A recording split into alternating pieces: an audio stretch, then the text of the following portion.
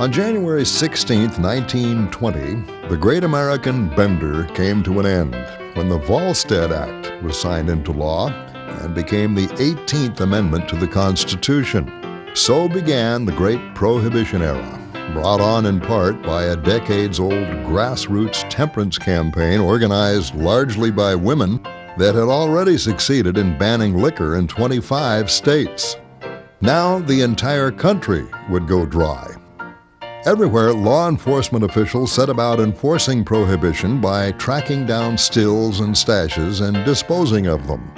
Throughout the country, raids were made on bootleggers' hideouts, and cask after cask of bathtub gin were hacked open by eager police.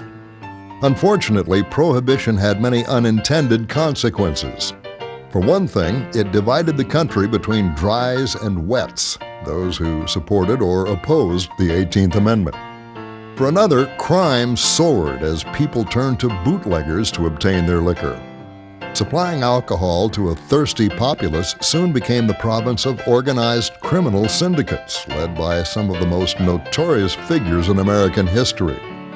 The problems with legislating morality soon became abundantly clear as underground drinking spots, speakeasies, flourished as millions of Americans evaded prohibition and continued to party like never before.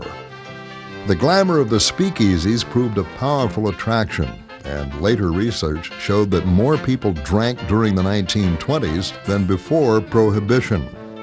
Alcohol-related deaths increased substantially.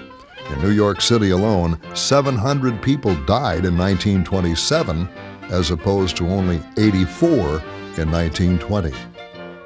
Along the coast, rum fleets took to the sea to run booze past Coast Guard patrols and the rest of the Prohibition Navy, which was allowed to shoot first and ask questions later. The bootleggers and organized syndicates armed themselves and operated sophisticated networks.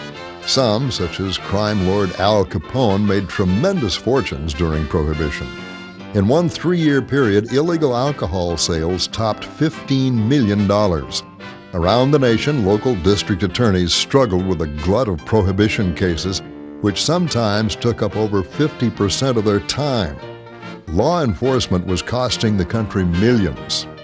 Franklin Roosevelt campaigned against prohibition during the 1932 election, and it was a stance that helped propel him to the White House. Finally, in December of 1933, the United States admitted failure and repealed the Volstead Act.